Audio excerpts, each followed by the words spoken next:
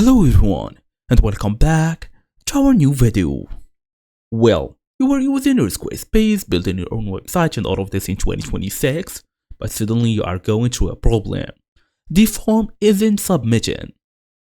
Well, in today's small tutorial, we're gonna talk on how to actually fix this type of issues, talk about the reasons and every other detail.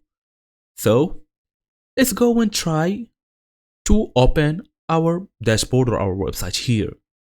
So first and first, make sure you are fully connected to the internet, your device is working properly and all of this. Pick your favorite browser and go look for Squarespace, tap on the login, use your email address and password, the usual stuff to access your dashboard. As for now, open the form and check all required fields. So for example, we are going to edit our website, make sure the form is looking good, confirm the storage location is set to email or maybe Google Drive, then try and reconnect your email address. If it's not working, disable any VPNs, proxies, or even third-party tools. You can also try incognito mode as I told you before.